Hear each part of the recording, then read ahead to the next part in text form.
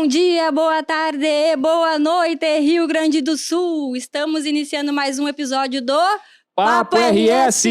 Me chamo Lehana Zanin. Vinícius Mendonça. E hoje estamos aqui para apresentar para vocês, na verdade não apresentar, né? Na verdade, para falar do empoderamento feminino na política do nosso estado, que hoje nada mais, nada menos, estamos aqui com a gente a nossa deputada estadual Anny Ortiz. Seja muito bem-vinda. Seja muito bem-vinda. Muito obrigada. Oi para todos que estão nos assistindo. É um prazer imenso estar aqui hoje com vocês. Igualmente. O prazer é nosso de receber você aqui hoje.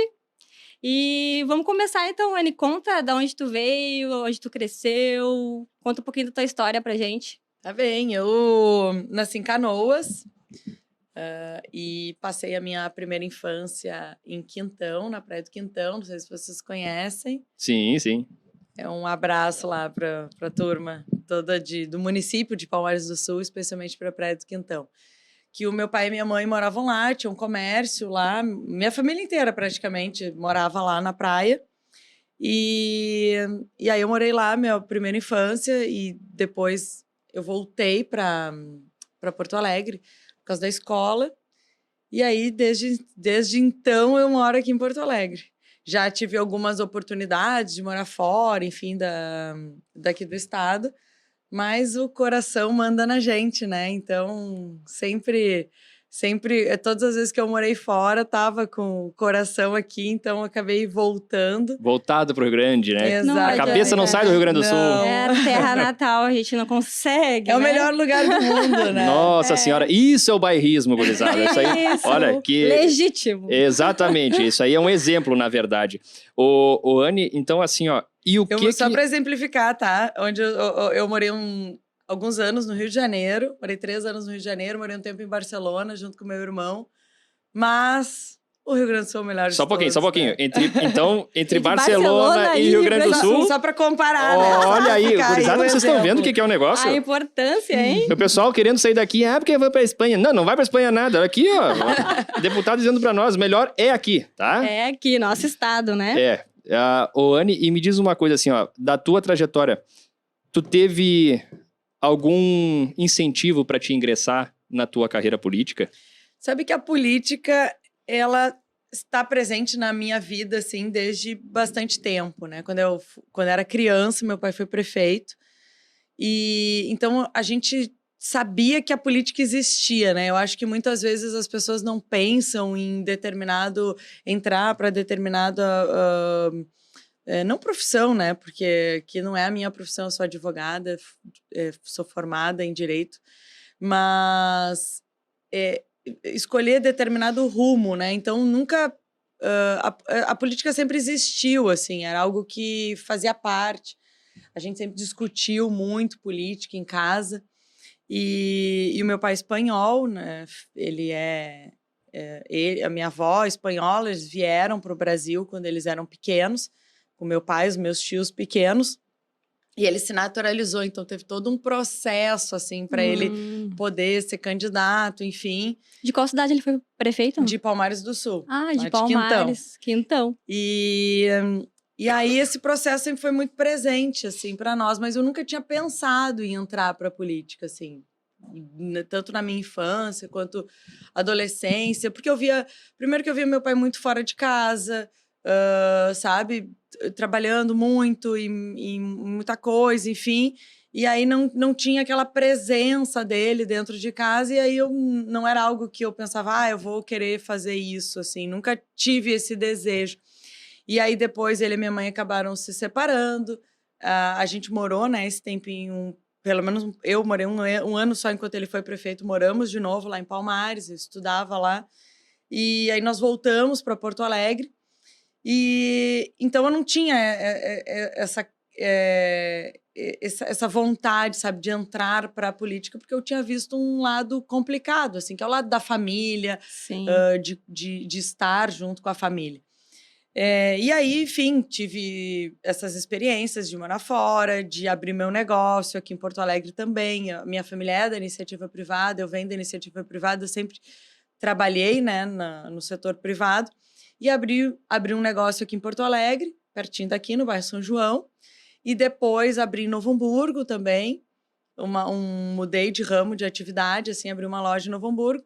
E essas experiências, assim, daí já dentro da iniciativa privada, enxergando toda aquela questão que hoje são as minhas bandeiras que eu tenho dentro da Assembleia Legislativa, que é a questão do empreendedorismo, da liberdade econômica, de poder exercer, de fato, de tu poder empreender. As dificuldades enfrentadas. De tudo isso que a gente passou, eu acho que foi o que foi me motivando para pensar sobre a política. E também, paralelo a isso, eu tinha uma parceria junto com a Angelita, que era na época da AGAS, que é a Associação Gaúcha de Supermercados, de levar para comunidades mais carentes cursos profissionalizantes. Também pensando no nosso próprio negócio, sabe? Tu precisava ali de contratar, né, pessoas para trabalhar naquele setor ou outro e muitas vezes não encontrava, né, as pessoas qualificadas. E muita gente querendo trabalhar, mas acabava não encaixando, né, a procura com a oferta. Então, isso fez com que a gente fosse para algumas comunidades mais carentes de Porto Alegre para fazer curso profissionalizante, enfim. Então, juntou essa parte, esse braço da questão social e da função social do Estado, né? Com a questão do empreendedorismo, de liberdade econômica, de combate aos privilégios, que fez eu ter motivação para falar, olha, quem sabe, daí os meus amigos falavam, por que tu não vai para política e tal, enfim. E aí eu criei coragem um dia e decidi me candidatar em 2008, foi a minha primeira eleição, me candidatar a vereadora aqui em Porto Alegre. Foi uma baita experiência, assim, eu nem imaginava, assim, eu nem sabia por onde começar. Tu foi eleita nesse ano? Não fui eleita. Eu fiz uma boa votação até, assim, para a primeira vez, mas acabei não me elegendo. Mas foi uma experiência muito importante para mim, assim, até para saber, assim, eu quero continuar, vou continuar dentro dessa trajetória, defendendo as bandeiras que eu defendia na época, né? Porque tu vê uma pessoa muito jovem, enfim, geralmente ela tem umas bandeiras mais de esquerda, assim, não do empreendedorismo, não da defesa do empresário, do empreendedor, de quem quer produzir, sabe? Então, era muito diferente, assim, e eu falava, é esse o espaço, eu preciso falar sobre isso e levantar essas bandeiras, não as mesmas que eram comuns, né? A juventude, que são pautas que na minha vida não faziam parte, eu tive que baixar a cabeça e trabalhar, sabe? E correr atrás E a gente sempre passamos por diversas dificuldades na vida, assim, de quebrar, de perder tudo, de ter que se levantar, de ter que se reconstruir. E muitas vezes o Estado, ele não te ajuda, mas ele atrapalha muito, sabe? Então eu via isso lá no meu dia a dia, sabe? Até hoje. É isso que eu ia te perguntar uma coisa, assim, ó. Tu vê que tu diz que na época, na nossa época de assim, mais jovens, né? Que eu sou muito jovem, para quem não sabe, mas eu já fui mais, tá? Você pode não acreditar, mas já fui. Ô, Anne, me diz uma coisa assim, ó. Por que essa visão de um Estado totalitário... Por que essa visão de Estado totalitário ela é tão romantizada? Isso aí, e a gente vê que passa gerações, vai pulando de uma geração para outra, e essa visão parece que é uma visão romântica mesmo. É um Estado paternalista, né? Um Estado que tudo dá, que diz assim, olha, tu não pode ter o teu dinheiro, uma parte do teu dinheiro eu vou cuidar para quando tu não souber usar ele, eu tá lá para te salvar. Ou então, oferece isso, aquilo, outro. Sendo que, na verdade, as pessoas precisam de oportunidade, precisam aprender a fazer as coisas, a correr atrás do que querem, a ter liberdade de colocar em prática, né, as inúmeras possibilidades que tem. Então, a gente vê lá um Estado burocrático, pesado, uma máquina pública inchada, gigantesca, e o trabalhador, seja ele o dono do negócio ou o colaborador, ele tá lá se matando de noite, de domingo a domingo, para carregar essa máquina gigante, sabe? E muitas vezes não enxerga uma luz no fim do túnel. Para vocês terem uma ideia, eu vendi a minha loja aqui, a minha empresa aqui em Porto Alegre em 2006, se não me engano. E fiquei muito tempo ainda pagando DARF, organizando parcelamento disso, parcelamento daquilo, porque Muita burocracia. Não, a burocracia que te engessa, o assalto também. Eu tava agora, antes de vir para cá, conversando com uma... Eu passei ali numa loja, que eu sou cliente deles, e eles estavam no centro antes. E mudaram, e agora estão aqui mais pertinho daqui da Benjamin. Então, assim, aí a gente estava falando sobre localização, né? Ela falou, agora... Porque lá no centro tinha um histórico muito grande de assalto, enfim. Falei, eu era assaltada frequentemente no meu comércio. E aquele dinheiro lá me fazia muita falta no final do mês. Muitas vezes não é desorganização administrativa, financeira, não é que tu não consegue organizar. É que tu tem lá o custo, né, do teu negócio, a mercadoria, o fornecedor, enfim, e também uma parte pequena que tu separa para lucro. Só que se nesse meio tempo te assaltam e falta segurança, que daí sim o Estado deveria estar ocupado com a questão da segurança, entendeu? Não com zoológico, com jardim botânico, enfim, com milhões de coisas, que vai ter gente que vai estar assistindo e vai falar, que absurdo. Porque a gente enfrentou isso na Assembleia, né? Eu já estou trazendo um tema mais lá da frente. Que a gente, fica à vontade, a gente gosta. Foram temas que a gente enfrentou na Assembleia, sabe? De dizer onde que tem que estar o Estado. Sabe? Onde se posiciona. Onde que a gente tem que estar investindo os recursos públicos, né? Dinheiro público, que na verdade é o dinheiro do pagador de impostos. Então, a falta de segurança foi um dos motivos que me fez dizer, não dá mais. Não dá mais. Entendeu? Aí a gente passou por sequestro relâmpago, por bandido entrando na nossa casa, armado, sabiam tudo. Então falou, cara, isso não tem mais condições, sabe? De tu trabalhar, se matar e ver tudo indo embora, assim, sabe? Então foi muito difícil até o dia, assim, trabalhava eu, meu pai e meu irmão, ele falou, acabou, sabe? Chega, a gente não tem mais saúde para isso.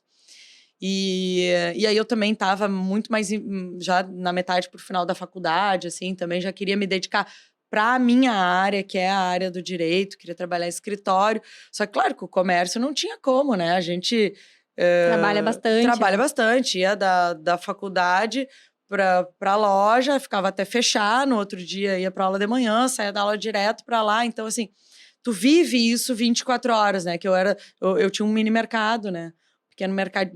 Um pequeno mercado de bairro. Então, tu acaba sendo sugado por aquilo ali. E a gente abria de domingo a domingo, só não abria 3 dias no ano, que era o dia 1º de maio, dia do trabalhador, 25 de dezembro e o dia 1º de janeiro. Mas todos os dias a gente abria. E trabalhava muito, assim. A gente era uma empresa, né, pequena, né? Familiar sempre trabalha bastante, né? Isso. Então, foi muito importante, assim, o amadurecimento, assim, eu tinha 18 anos quando a gente abriu, quando eu abri o meu CNPJ sozinha. Mulher empreendedora. Firma individual. E foi um amadurecimento muito grande, assim com uma responsabilidade de estar ali gerando quase 20 empregos diretos, né? Assinando carteira, enfim. Então, foi uma baita experiência. Eu acho que isso moldou também muito do que eu hoje defendo dentro da Assembleia Legislativa, de todas as minhas pautas, de como eu conduzo o meu mandato.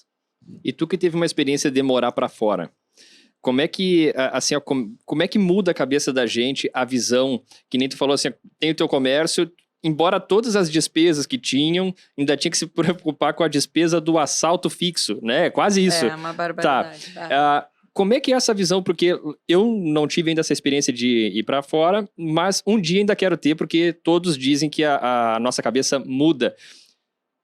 Não vamos ser hipócritas. Lá existe mais segurança, existe mais educação, enfim. Por isso que eu digo, a pessoa tem que gostar muito aqui da terra para querer voltar para cá sabendo de tudo que tem que passar. Mas tu acha que há uma perspectiva da gente conseguir chegar pelo menos próximo de uma... Eu acho que... Eu óbvio que acredito que sim, né? Porque eu sou uma otimista nata, sabe? Uma entusiasta, assim, da gente conseguir, assim, avançar. Eu tenho 2 irmãs que moram fora hoje, né? Inclusive, uma delas está aqui, está nos visitando depois de 3 anos sem poder vir para o Brasil, sem a gente poder se ver. Devido à pandemia. Por conta da pandemia, né? Ela mora na Austrália, a Austrália fechou as fronteiras, estava bem difícil. Então, ela conseguiu agora vir para cá. E, realmente, ela fica muito...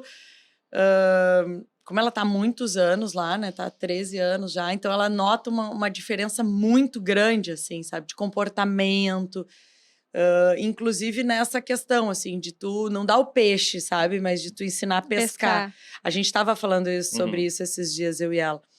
E a outra irmã mora na Espanha. E a gente tem uma relação com o país, porque o meu pai é espanhol, enfim, a família inteira. Então, a gente pôde ter a oportunidade, sabe? De ter uma relação próxima, assim.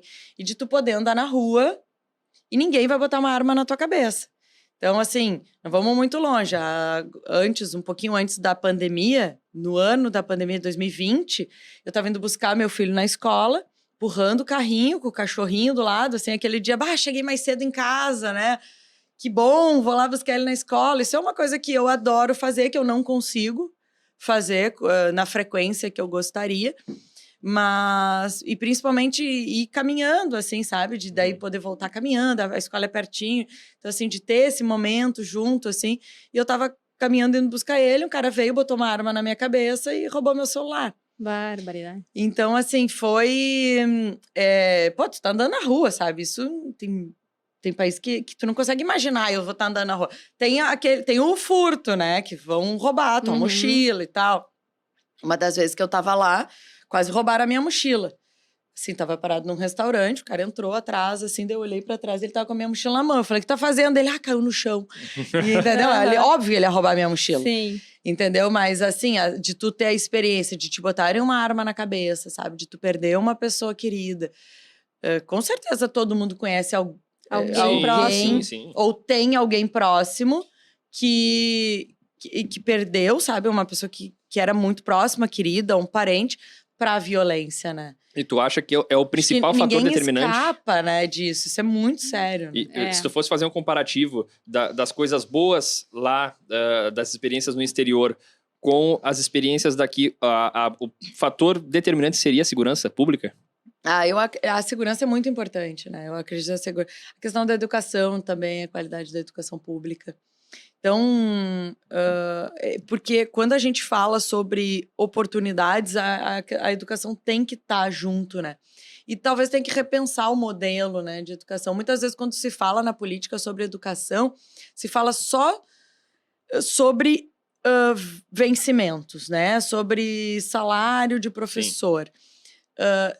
Tem que se falar sobre isso, eu não estou falando que isso não é importante, mas a gente precisa falar sobre qualidade da educação. Sobre investimentos na educação. Então a iniciativa privada quer fazer um projeto, investir na escola. Deus o livre, sabe? Então, assim, tem todo esse engessamento, um corporativismo também muito forte. E aí a gente precisa, pouco a pouco, ir enfrentando essas barreiras e lutando pelo que a gente acredita. Que nem eu disse para você sobre a questão da Lei de Liberdade Econômica, que foi aprovada, né, a nível estadual, aqui em Porto Alegre também, de desburocratizar, sabe? Tirar as amarras da burocracia que engessam tudo, que emperram, né, a iniciativa privada, principalmente poder... em pouco tempo, né? Tu vai abrir uma empresa, tu vai dizer, até que eu consiga o alvará, a licença tal, não sei o que, vai demorar tanto tempo. Aquilo ali tem um custo muito grande. E esse custo que é o que desanima, né, as pessoas de muitas vezes quererem empreender. Tu acha que existe algum esforço... isso é ruim de perguntar, mas... Existe algum esforço na esfera política para dificultar esse processo de abertura de empresas? eu não sei se é um esforço para dificultar, assim, mas que tem uma ala da política que não gosta de empresário, a gente não precisa nem isso aí dizer, é normal. porque isso aí eles verbalizam, né? Eu gostaria de saber como é que é as contas deles, porque eles querem, assim, a gente quer que as pessoas tenham emprego, mas não favorece o empresário. Bom, mas tudo bem, eles que são... No setor público, fazer concurso. Meu Deus do céu. Concurso. Bom, isso aí é uma coisa que eu tenho a máquina. É a máquina. É. E aí, por isso que também é muito difícil tu enfrentar os privilégios, né? Principalmente do setor público. E eu acho que eu tenho esse compromisso, né? O meu primeiro projeto que eu apresentei como deputada estadual, assim que eu entrei na Assembleia Legislativa, no primeiro dia, foi acabar com a aposentadoria vitalícia para os ex-governadores. Palmas para Ana Ortiz. Isso era uma pauta que eu, Isso aí. que eu ia falar. Para os colegas também, né? Para os colegas também, para todo mundo, porque olha... porque... Eles devem ter te adorado, né? Pois é. Alguns não, né? Assim, ó, tem uma... Explica para as pessoas como é que funcionava antes. Então, para quem não sabe, tá assistindo, como que funcionava isso. Exatamente. A pensão para ex-governadores. É importante a gente falar, né? Porque às vezes pensa assim, mas eu nem sei o que é, né? As pessoas nem sabem que isso existia. Era o seguinte, o governador... Então, assim, quando a gente fala de privilégios, não é só dentro do serviço público, da política também. Enfim, eu acho que o combate aos privilégios, a gente tem que falar ele de uma maneira bem ampla, né? Então, assim, o governador, ele se elegia, né, para o cargo de governador, ficava 4 anos como governador, o Rio Grande do Sul nunca reelegeu um governador. Sim. Então, 4 anos no cargo de governador, saía do cargo, né, e no dia 1º de janeiro ele passa o cargo, e aí, a partir dali, começava a receber uma espécie de pensão, sabe? Vitalícia. Uma pensão que recebe de forma vitalícia com o valor maior do que ele recebe enquanto governador do estado. Que ruim. É o teto do desembargador do Tribunal de Justiça, hoje deve estar em torno de 34, 35 mil reais. É isso, né? Então, assim, o valor da aposentadoria dos governadores.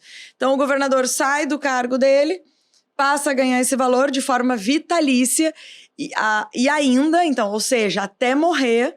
E ainda, depois que o ex-governador ou a ex-governadora, enfim, venha a falecer, esse valor ainda fica para um beneficiário legal dele, que pode ser filho, filha, viúva, enfim, qualquer um que seja beneficiário legal, que também vai receber este valor integral até morrer também. Que absurdo. Então, é um negócio...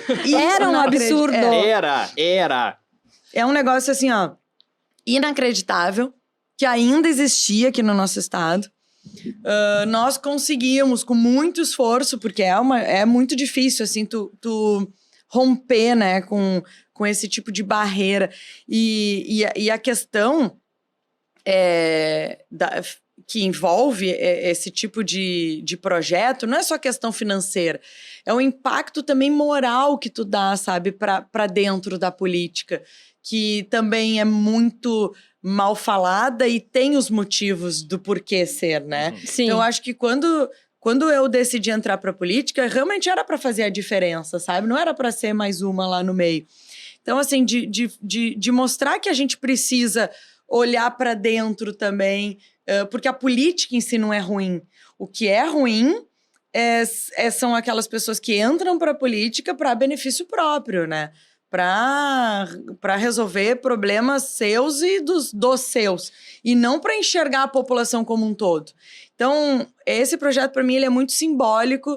Ele é importante, não só pelo que eu falei antes, pela questão financeira, mas também pelo impacto de moralização que a gente impõe. Claro. E aí, a partir de agora, né, deste governo, nenhum governador mais pode, já do Eduardo Leite, né? Pode se aposentar de forma vitalícia, e os que recebem, que daí é uma outra discussão, porque a Procuradoria-Geral do Estado entende como direito adquirido, o que nós não concordamos, mas eles receberam parecer como direito adquirido, eles continuam recebendo, mas eles não vão poder deixar mais para ninguém. Porque o direito adquirido é da pessoa e não de uma perspectiva de direito que teria, né, o beneficiário. Bom, então a gente consegue. É um avanço gigantesco, assim, sabe? Tem muita gente que fala, mas por que vocês não conseguiram tirar dos que tem? tudo que estava ao nosso alcance a gente fez. A lei foi revogada, não existe mais no ordenamento, no nosso ordenamento jurídico, lá na legislação, uma lei que autoriza esse pagamento. A lei foi revogada. Mas, enfim, nem sempre as coisas são como a gente acha que elas devem ser. E a gente está vendo aí muitos exemplos em relação a isso. E, infelizmente, os governadores continuam recebendo, apesar da gente ter enfrentado esse tema, mas nós conseguimos estancar. Então, daqui para frente, ninguém recebe e também estes que hoje recebem não repassam para ninguém. Então, não que a torneira tenha sido desligada, mas ela já foi bem, assim, o fluxo já não tá passando com tanta... Não, eu diria que foi. Coisas... Eu diria que foi. Sim. Porque quando tu não coloca mais ninguém ali dentro, eu diria que a torneira fechou. Sim, tá certo, pensando assim, tá certo. Não, a gente tem que... Não, tá certo. Mas Anne, assim, ó, se tu fosse fazer uma aposta, é claro que a gente tá falando de um vício na política, desse pessoal que já tá há muito tempo e não vai abrir mão de certas coisas. Tu sabe disso, privilégios. Sim, tu apostaria nos jovens? Enfrentamento. Não é, a questão não é só jovens de idade, tá? Eu acho que a questão é mais comportamento e comprometimento. Porque não adianta ser jovem de idade e estar comprometido com outras pautas. Agora eu me lembrei de... a renovação pela renovação, assim. Acho que a gente teve bons exemplos disso. Então, assim, tu vê... Congresso Nacional renovou tantos %. O Senado renovou tantos %. O que mudou? De fato. É verdade. Sabe? O que mudou? Então, às vezes, não é só tu trocar 6 por meia dúzia. Na eleição, eleger pessoas que conhecem o histórico, sabe? Conhece o passado, sabe quais são os compromissos, sabe quais são... o que realmente... qual é o comprometimento daquela pessoa, seja deputada, deputado, enfim, governador, presidente... Enfim, qual é o compromisso com a população? Então, eu acho que é mais isso, porque quando a gente fala, os jovens, daí parece que é só trocar todo mundo que tá lá que a coisa vai funcionar. Não é bem assim. É bem difícil, é muito difícil. Então, assim, é fazer uma engrenagem toda andar. E eu acho que já mudou, assim. Eu tô no meu 2º mandato na Assembleia Legislativa, tô fechando um ciclo, inclusive. Acho que aqui é uma boa oportunidade de eu falar sobre isso.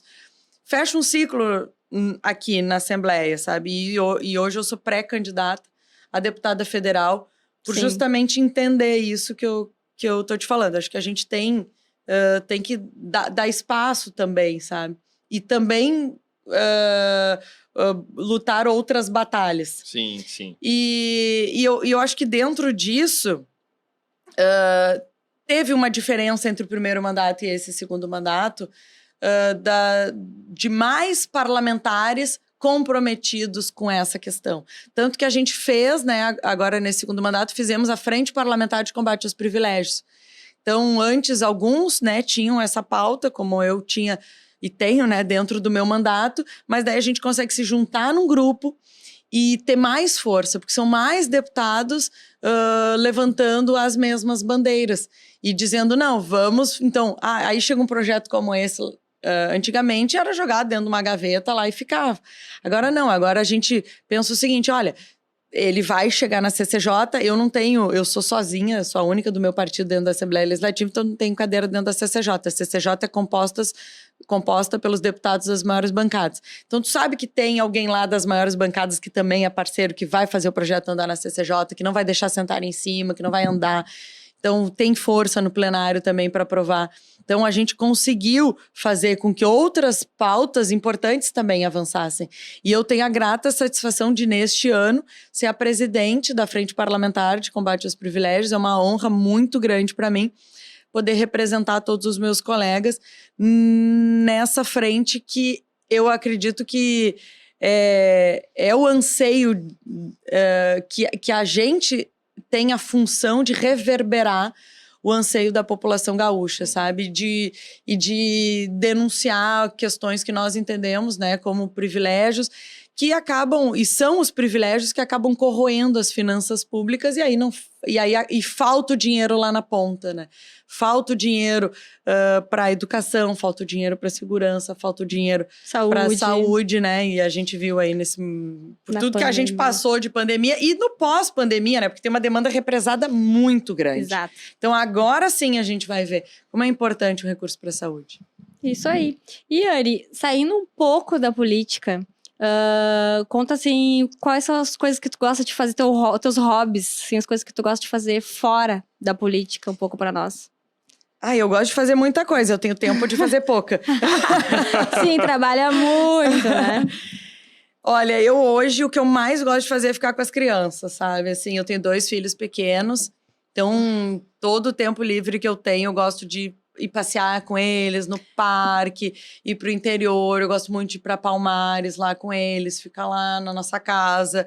Sabe, que eles têm um contato com grama, com natureza, com rio. Então, eu adoro isso, assim, tudo que eu posso. Eu não gosto de ficar com eles dentro de casa, eu gosto de sair com eles, assim, pra fazer atividade, pra criar memória, sabe? A gente não consegue viajar muito, porque também são...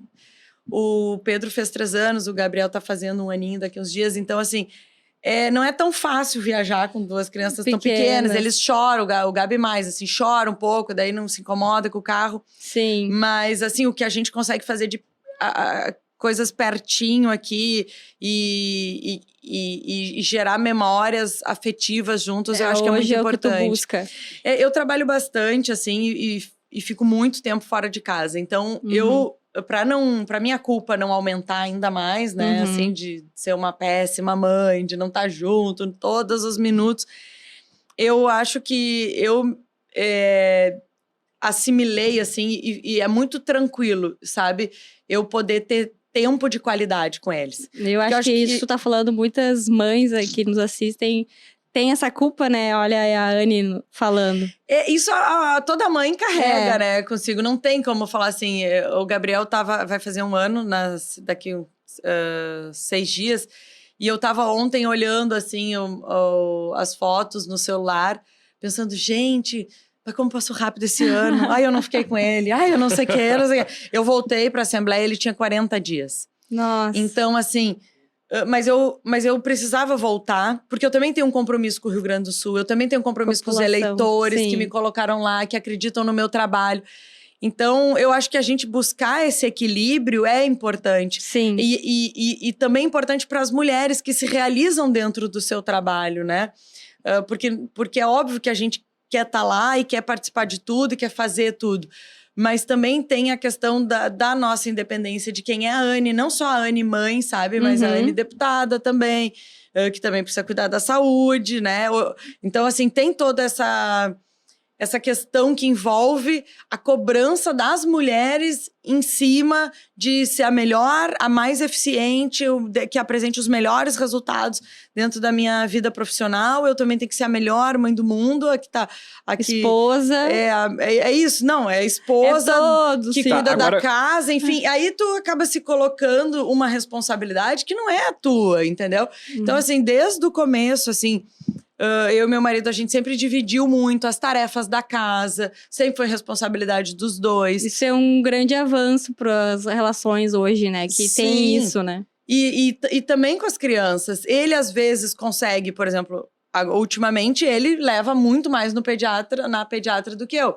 Por quê? Porque ele tem um horário mais flexível, então ele consegue levar. Bom, então eu faço outras coisas. E a gente acaba se dividindo, porque não é uma responsabilidade da mãe, não é uma responsabilidade da mulher cuidar da casa, não é uma responsabilidade... o casal, né? É isso, e a gente, principalmente nesse papel de mãe, que é o meu principal projeto, é de educar também os 2 meninos que eu tenho para esse mundo, sabe? Sim. Para poder também a gente ter um espaço de maior igualdade. Eu tenho uma sorte muito grande de ter vindo de uma família de mulheres muito fortes. Então, voltando lá na pergunta do início, mas como é que tu pensou em entrar pra política? Eu não tinha pensado em entrar pra política, mas eu sempre pensei que eu podia fazer o que eu quisesse. Por quê? Estar aonde Porque tu eu quisesse. tinha esse exemplo na minha vida, sabe? E já aconteceu da maternidade e a política em algum momento se confrontar e se conflitar pra ti? Já acontece sempre, daí eu levo os guris junto. Boa, boa. Boa, tô sempre junto com a mãe daí. Sim, Aí, bom, o prefeito conhece eles, o governador, o ex-governador, porque eu não tenho o que fazer, sabe? Eles estão juntos e eu acho Sim. que é normal, Fazem parte, sabe? né? E é normal, porque é o ambiente, né? Eu como mãe, como é que eu vou fazer? Então, assim, tem que estar junto, vamos embora, vamos junto. E tu recomenda a maternidade pra mulherada? Muito. Olha aí. Eu esperei bastante, assim, pra ser mãe, mas, bom, bastante em termos, né? Porque as nossas mães foram mães muito jovens, Tu é mas jovem, hoje... tu é jovem ainda. Hoje, aí, claro, tem o relógio biológico, né? Que também Sim, que aí bate e a mulherada tem que agir. atua. Mas eu escolhi o momento, assim, que eu tava preparada, que eu... Nunca a tua vida vai estar organizada. Quando eu estiver com a vida organizada, tu nunca vai estar organizada pra receber uma criança. Essa é a maior desculpa, né? Essa é a maior Mas desculpa. é verdade. Mas eu acho que eu tava me sentindo preparada, assim. E eu queria muito, né, ter filhos. Filhos, sempre quis ter 2. Apesar de ser de 1 mais 1 na maternidade. Não é 2, são 100. Mas eu sempre quis ter filhos. Então, é claro que a gente acaba tendo que abrir mão de alguma coisa, né? Eu muitas vezes, eu faço bastante roteiro, tô na estrada, enfim. Acabo enxugando um pouquinho, o que talvez antigamente, vou ficar lá mais sábado na região para ficar. Hoje eu quero muito voltar para casa para ficar com eles. Então acaba que a gente acaba abrindo mão sempre um pouquinho de cada coisa. Sim, faz parte. Mas o que eu mais quero é que eles também tenham muito orgulho da mãe deles, né? Da mãe deles, mas com política, certeza do vão legado que a ter. gente vai que eu quero deixar, das ações importantes que eu quero deixar aqui quando agora neste final de mandato aí. Ainda tem muito o que fazer, né? Mas já estamos nos encaminhando, né, para o final do mandato. Sim. Mas e a Anne esposa, no sentido assim, ó, já aconteceu assim desse negócio de estar sempre pegando estrada, isso aí ser algum tipo de empecilho, porque tu é uma figura pública que todo mundo te conhece. Já aconteceu em algum momento assim de te cobrar, olha, tá pegando muita estrada, né? Fica mais em casa. Não, tu sabe que o meu marido é muito parceiro. É um parceirão, assim. E ele fica preocupado com a estrada em si. Sim, que já é um perigo, né? Não Sim, dá pra negar. Mas, assim, de me cobrar pra ficar em casa, não. Eu acho que isso é muito importante.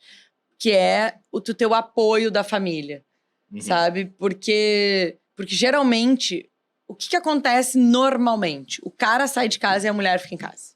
Sim. Né? O cara tá viajando, vai pra São Paulo, passa uma semana, vai não sei aonde, e a mulher tá em casa com as famílias. Da minha família é o contrário. Então, assim, o meu marido trabalha, a empresa que ele trabalha, já antes até da pandemia, sempre foi home office. Então, o formato de trabalho dele é um outro formato que possibilita ele ficar mais em casa. Então, a gente se organiza dessa forma. E ele sempre foi um dos maiores incentivadores das candidaturas. A gente sempre troca uma ideia, enfim, ele não gosta muito de se meter, assim, sabe? Ele fala, não, é uma decisão tua, é o teu trabalho. Da mesma forma que eu também não me meto lá nas decisões da empresa. Com respeito ao limite do outro. Exato, a gente escuta, né? Óbvio, tem lá os momentos de falar, tá acontecendo isso. Daí ele fala, tu quer que eu te dê uma opinião? Da mesma forma, né? Sabe, tem lá alguma ele pergunta treta, se pode dar uma opinião. Olha, gostei. Olha, a gente tá descobrindo coisas aqui, hein? Gostei, porque Como é que é o nome do geralmente é teu Jadão, esposo? né? João Paulo. João Paulo, um abraço, João Paulo. Abraço. A gente acabou de saber que tu dá umas opinião também quando necessário. Também, então, obrigado, João Paulo. Não, ele é muito parceiro, assim. E quando a gente não tinha filhos, ele algumas vezes ia junto, assim, também. E curtia bastante, sabe? Tá junto, tá vendo. E nunca se incomodou com absolutamente nada, assim, ó. Sempre foi muito parceirão.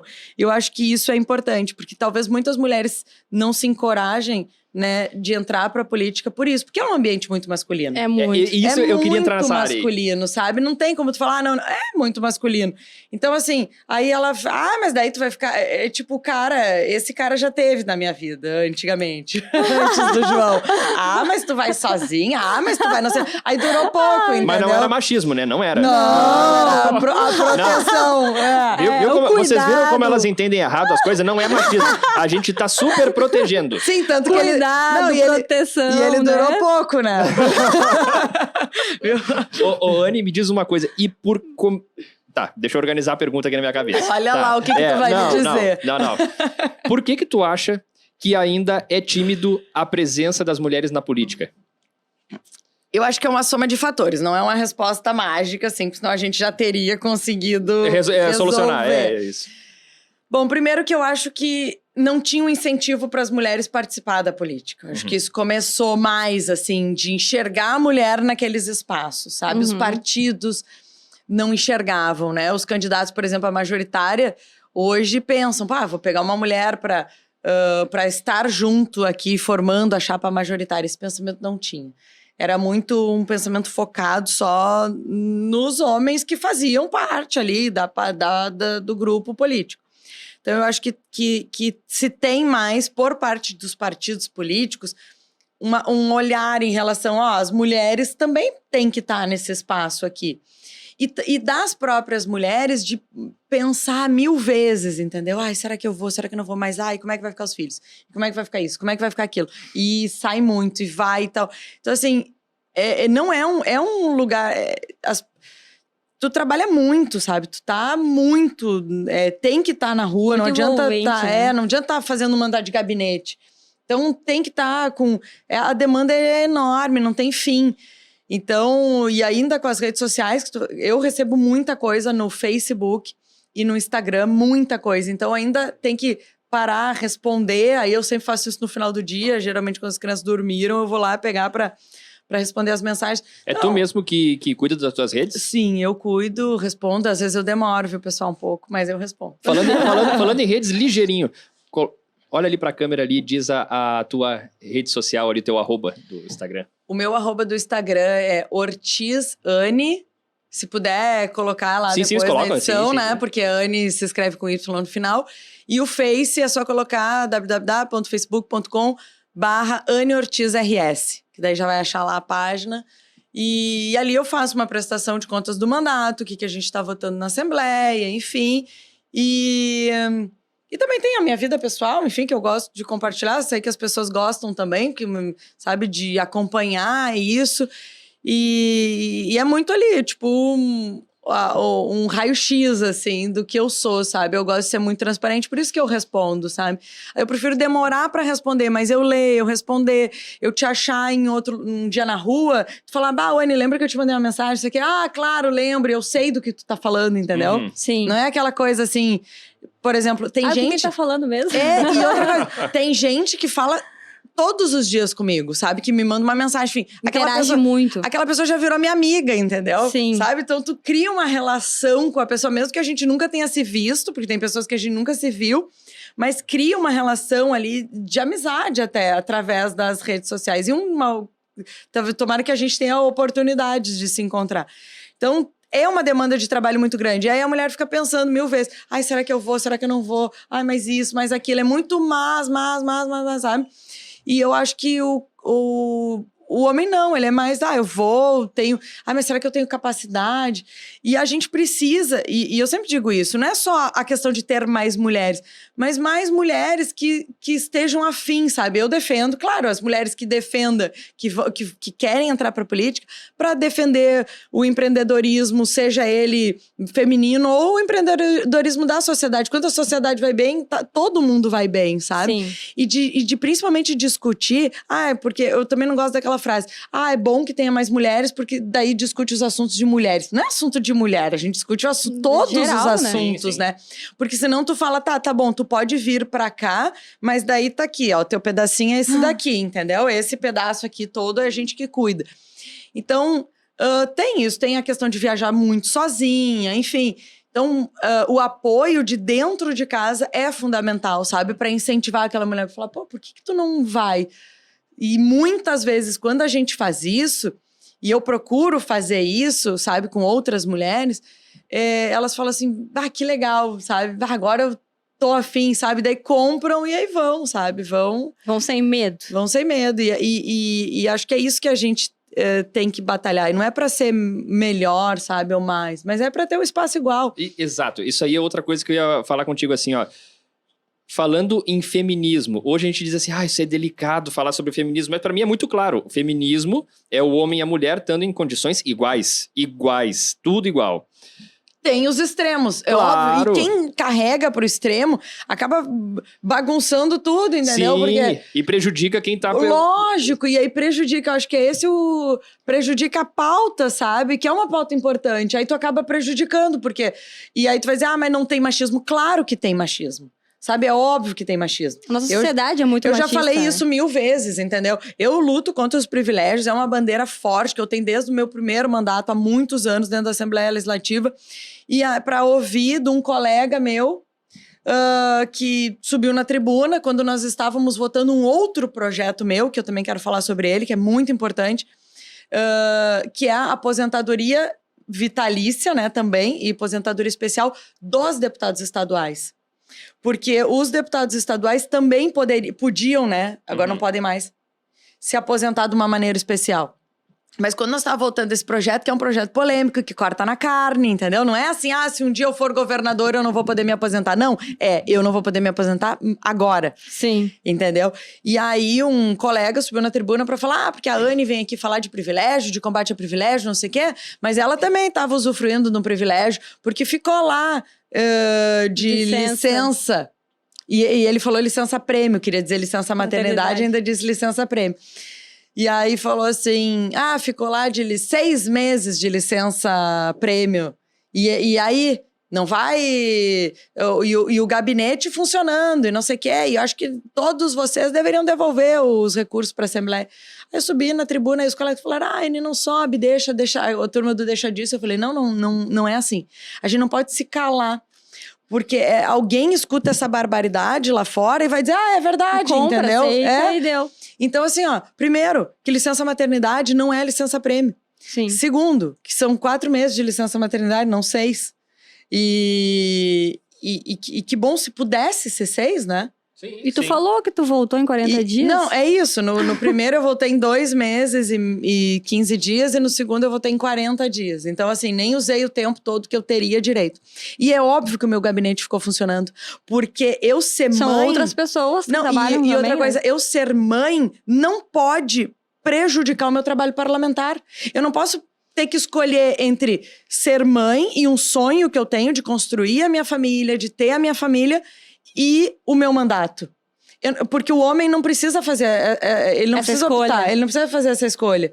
Porque ele vai sair de licença paternidade, porque também tem licença paternidade lá na Assembleia, em qualquer lugar.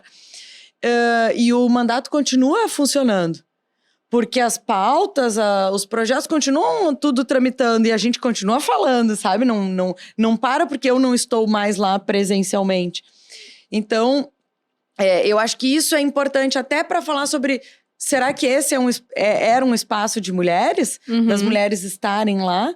Então, é muito... Eu acho que isso são coisas importantes, né? De tu pegar e falar... Eu falei, olha, eu queria ver se as mulheres que tu conhece, que fizer... qualquer uma da iniciativa privada, enfim, que não seja autônoma, porque geralmente as autônomas, sim, tem problema, né? Que daí, claro, tem que voltar antes, enfim, tem que ter toda uma outra programação, organização para conseguir ficar com os filhos, né? Sair, ficar com os filhos. E muitas vezes tem que voltar bem antes também. Sim. Por isso que, assim, eu não me incomodei nem um pouco de voltar com 40 dias. Porque muitas e muitas mulheres voltam com menos tempo até. E tá tudo certo, entendeu? E tá tudo certo. Então, só que eu perguntei pra ele, eu queria ver se tu diz isso pras tuas eleitoras lá. Que a licença maternidade delas é a licença-prêmio, que é um privilégio. Que a licença maternidade é um privilégio. Falei assim, isso é uma frase machista. dita no microfone, entendeu? Assim, não lá atrás, nos bastidores aqui, com a mãozinha, entendeu? Então, é isso. São esses avanços que a gente precisa. Só que daí, claro, tem lá o povo do extremo que daí vem e acaba dizendo bobagem, sabe? Sem tamanho. Bom, eu ouvi isso de uma mulher também. Vamos lá, falar do homem e da mulher, né? Sim. Ah, porque é um absurdo, porque eu voltei, né? E fiz lá uma publicação dizendo que eu tinha voltado. Ah, Bani, porque tu é uma vergonha, porque tu envergonha as mulheres voltando a trabalhar por 40 dias. Eu falei, por quê? Entendeu? Se eu decido sobre o que eu quero fazer e sobre o que é melhor pra mim e pro meu filho e pra minha família e pra minha realização profissional de poder fazer as entregas que eu quero fazer do meu mandato, então eu volto quando eu quiser. E outra, tantas mulheres que têm que voltar. Então, isso é bem complicado também, né? Sim. Do julgamento da outra mulher. Porque a gente não pode achar só que são só os homens, né? Também tem o julgamento de outras mulheres que também vão te julgar por estes ou por outros motivos. Sim, né? isso entra naquela questão de que de qualquer forma vão te julgar e falar de ti. Então, exatamente, cada um sabe de si, cada um sabe o que é melhor pra si, pra sua família. Tu acha que o politicamente correto tá atrelado diretamente à corrupção da sociedade num todo? Tipo, as pessoas pensarem e agirem de uma forma que não seria o mais correto. Assim, como é que eu vou formular essa pergunta melhor pra ti? Que o politicamente correto tá chato. Isso, que assim, ó, que as a pessoas gente não- tem que se comportar sempre da forma Sim, porque o que vão fazer? Esperada, Vão me cancelar esperada. na internet, Exato. vão não sei o quê. E até essa atitude que tu falou, isso aí era passivo de um cancelamento dependendo do contexto que fosse aplicado. Dizer assim, olha, ela tá indo contra as mulheres, tá indo contra a classe. Mas é que isso, e foi o que talvez essa tenha tentado puxar, sabe? Ah, Isso. vou puxar aqui. Tu diz que defende as mulheres, mas não tá defendendo um direito que as mulheres conquistaram a muito custo. Tudo bem, só que também nós conquistamos o direito de fazer o que nós quisermos, de estar onde nós quisermos, entendeu? Então, assim, tu só serve se tu reza aquela cartilha. É isso é isso aí. Se tu tá de acordo com a cartilha, aí tudo bem, sabe? Eu já tive inúmeros episódios de uma colega parlamentar publicar foto com uma outra e falar assim, dando um abraço na deputada estadual mais votada do Rio Grande do Sul. Daí eu falei, olha, eu não sei, o que aconteceu, né? Porque a deputada, eu com muito orgulho, sou a deputada estadual, a mulher mais votada do estado do Rio Grande do Sul. E reeleita. Exato, então assim, é o quê? É fechar os olhos, porque, mas a Anne não é do meu alinhamento político, então ela não serve, entendeu? A segunda também não serve, então eu vou lá na terceira, vou dizer que é... Aí eu peguei e falei, olha, desculpa, mas eu ainda sou mulher, né? E também o título sou é meu. ainda a mais votada do estado, sabe? Então assim, por que isso? Tu dizer isso, tu tá ignorando totalmente ou tu tá dizendo pra mim só vale se tu rezar a minha cartilha? Se tu não rezar a minha cartilha, então tu não serve. Cancelado. Então assim, eu acho que são essas questões que a gente precisa também dizer, sabe? E puxar, quando a gente puxa a questão da pauta da mulher. E o cancelamento é legal que ele sempre vem de um lado, né? Normalmente né? A gente não vai entrar muito nisso, mas o cancelamento sempre vem de um lado só. E é seletivo, né? Exatamente. certeza, É né? quando convém. É quando convém. Uhum. Mas vai. Não. Tá, vamos lá então. Tu falou das tuas redes sociais. Eu vi que semana passada tu tava nesse baita evento que a gente teve em Porto Alegre. Ali das plataformas globais, ali de inovação, que Sim. conecta startups e South investidores. Summit foi incrível. Isso. Como é que foi esse evento? Conta pra nós. Foi muito legal.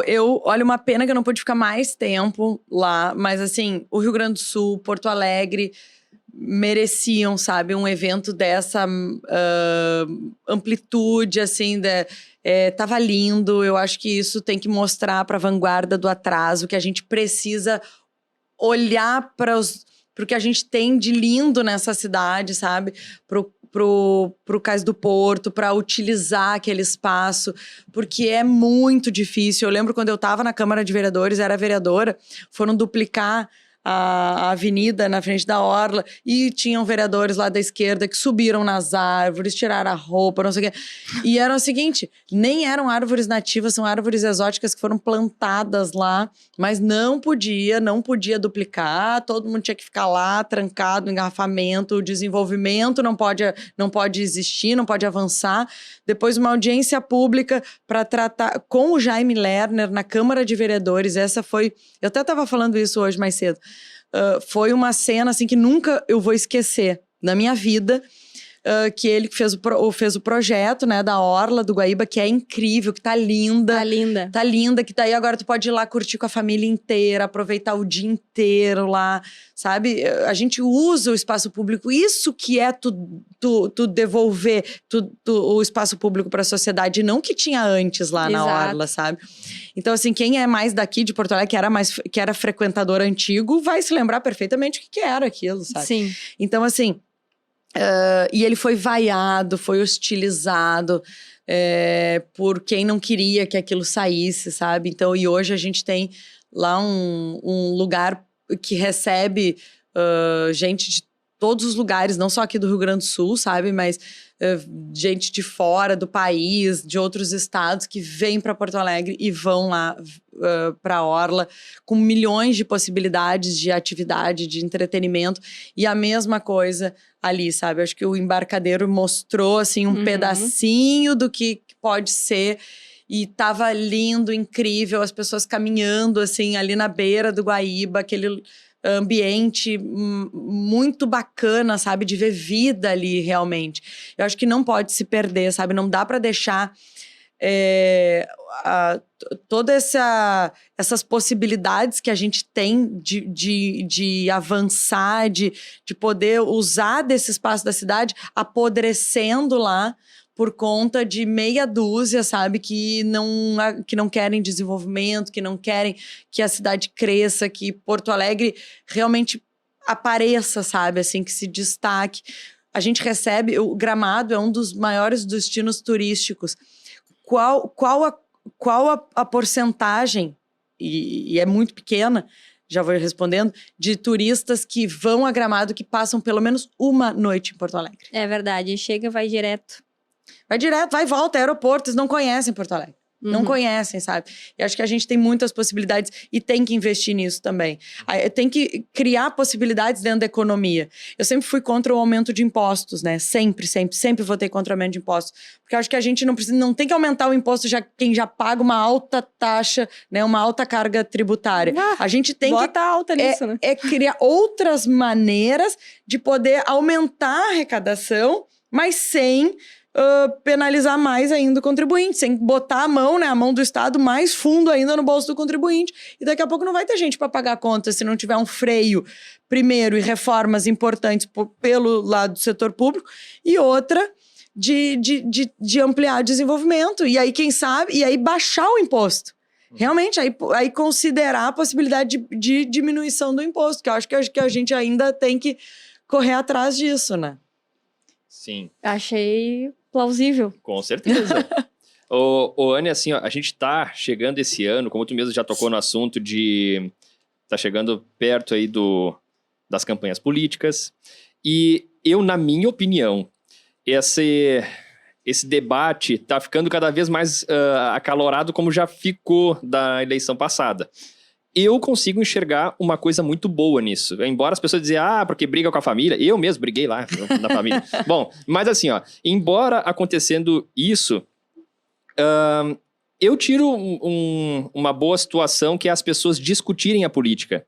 Porque antigamente, não muito tempo atrás, as pessoas chegavam ali perto do pleito eleitoral e... vou votar em qualquer um. Vota em qualquer um, ou bota em nulo e acabou. Hoje, não. Hoje as pessoas estão...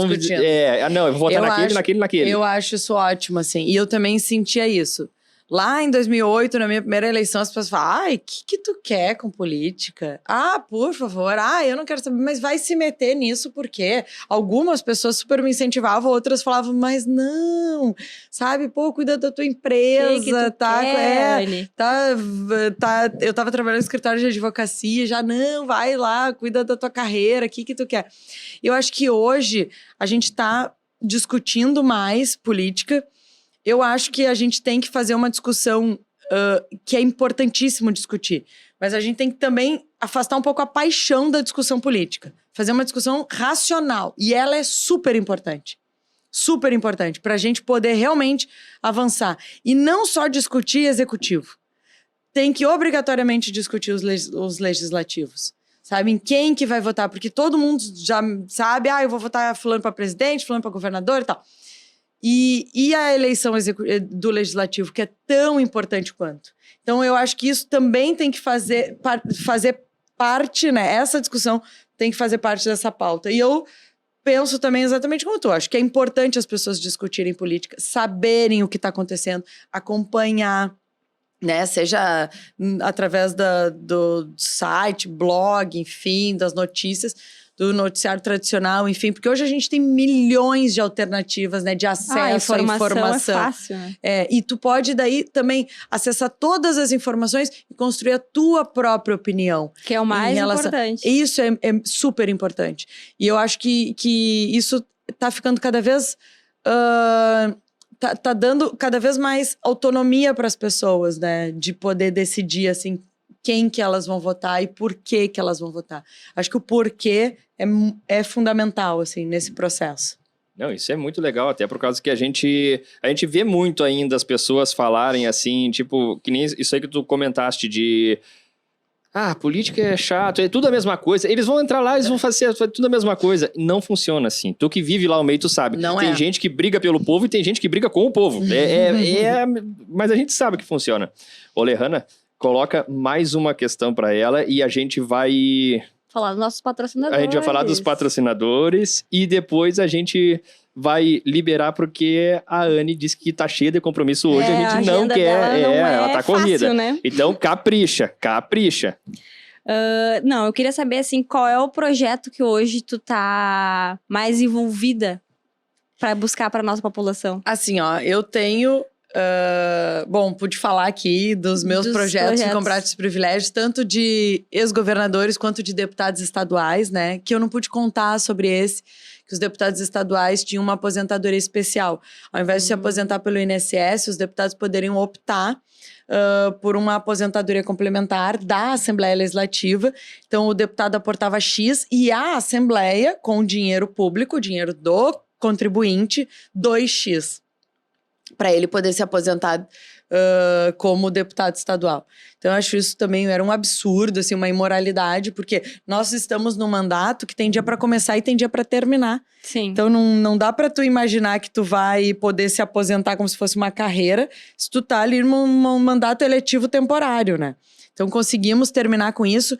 E aí, sim, como nenhum deputado tinha se aposentado por este plano, não tem nenhum deputado aposentado hoje por esse plano de aposentadoria e nem vão poder se aposentar. Tinham muitos que contribuíam, só que daí a parte deles, do dinheiro, foi para cada um e a parte as que a Assembleia colocou voltou para os cofres públicos. Então, a gente conseguiu evitar um custo gigantesco a médio e longo prazo para o Estado. Gigantesco mesmo, assim, porque era um negócio que não se sustentava de jeito nenhum. E aí nós vamos nos aposentar como qualquer outro trabalhador brasileiro pelo INSS, querendo se aposentar de uma forma diferente, faz um plano complementar, enfim, numa instituição privada, não com o dinheiro do contribuinte, né? Exato. E eu também tenho um projeto que trata sobre reciclagem de lixo, incentivo à reciclagem, que é lei. Então, hoje a gente quer agora que o governo... estamos trabalhando em cima disso para o governo... Praticamos muito pouco. Exato, para o governo poder fazer... abrir o edital para os projetos serem apresentados. A gente tem que passar pela questão da educação, né? E também por incentivo à reciclagem, né? Os resíduos... hoje a gente joga dinheiro fora, né? Eu acho que tem toda uma questão no setor ambiental e social, né? Dessa cadeia que é a reciclagem da política reversa, que tem que fazer um trabalho muito sério voltado para isso. Então, a gente tem feito algumas articulações com o governo em relação ao edital. E uma outra batalha minha antiga lá na Assembleia é a educação financeira. Eu acho que a educação financeira é fundamental. É fundamental para a vida, né, das pessoas, para como é que elas vão tratar nas suas casas as suas finanças, com a diferença que tem entre algo que tu precisa, né, e o que tu não precisa. Que tu deseja. Então, assim, ó, tem toda uma discussão sobre consumo consciente, sobre também o olhar crítico em relação às contas públicas e às finanças públicas, porque quanto mais conhecimento a população tiver, quanto mais apropriada sobre o assunto educação financeira a população tiver, ela não vai só mudar a referência e o comportamento em relação às suas despesas pessoais, familiares ou até mesmo dos seus negócios, né? Porque muitas vezes tu vê lá uma pessoa que tem uma baita capacidade, um empreendedor que ele não consegue seguir em frente com o negócio porque não consegue administrar bem financeiramente aquele negócio. Não é porque é uma ideia ruim, mas porque financeiramente não conseguiu desenvolver. Mas também um olhar mais crítico para a questão do setor público. Então, eu acho que isso é fundamental, principalmente para a mudança de comportamento, uma mudança de ação em relação ao Estado paternalista, né? De que tudo dá. Eu vou te dar esse pouquinho aqui e tu vai aceitar e vai achar que tá bom. Uhum. Então, assim, ó, eu acho que eu sou uma incentivadora muito grande da questão da educação financeira. Eu acho que a gente tem que ter programas de educação financeira, tem que ter educação financeira nas escolas, de forma transversal. A bandeira tá levantada aqui, eu também sou dessa opinião. Ela vive falando isso. Eu vivo falando isso. Maravilhoso. Adorei saber. Eu tenho um projeto protocolado lá na Assembleia, tá? Olha aí, ó. Olha aí. Ó, vamos se mexer aí. A gurizada vai aprender a guardar dinheiro. Porque é isso que eu penso. E ter responsabilidade sobre a sua vida, né? Óbvio. Não é assim, tá, e se tu não guardar, como é que tu vai fazer lá na frente? Uma vez um guri me falou na escola, mas daí lá o Estado vai ter que me sustentar. E eu falei, ai, Senhor. Ai, Senhor. Ai, meu Senhor. Não, olha, vou dizer. É bem assim. Mas essa cultura, muito legal. E só podia vir de uma mente empreendedora também, né? Jovem, empreendedora. Ô, Lehana, antes das considerações finais, vamos falar então um pouquinho aí dos nossos apoiadores. Vamos falar. Então, falando aí de Acmos, a nossa empresa aí que nos apoia no canal, a Acmos tem diversos produtos para oferecer para vocês, mas voltando a falar do nosso inverno, nosso frio que está se aproximando, muitas vitaminas, complexos vitamínicos, tudo que tu possa dar aquele up na tua imunidade, é só chamar pelo WhatsApp do número 051 99 842 6767. Acmos, a empresa que cuida de você por inteiro. Aí, a Melnick. Pessoal, se tu ainda não comprou o teu imóvel, tu quer fazer um investimento e tu não sabe aonde colocar o teu capital, a Melnick tem as opções certas para ti. E o telefone que vai passar aí embaixo é o 51 99665 3574. 99665 3574. E Melnick, muito mais que morar. Pois então, Anne, muito obrigado por estar aqui conosco hoje. Espero que em breve tu volte para falar mais. Me convidem, eu volto. Obrigada, Vinícius. Obrigada, Lehana. Para mim foi uma alegria muito grande estar aqui com vocês, podendo falar um pouquinho mais sobre o trabalho lá na Assembleia. E não só isso, né, mas misturando temas aqui. Sim, é muito interessante saber da tua vida também. A gente adorou saber da tua trajetória, tua família, teus filhos são lindos, parabéns. Obrigada. E quero dizer sobre essas questões que a gente ainda tem bastante tempo aí pela frente, né?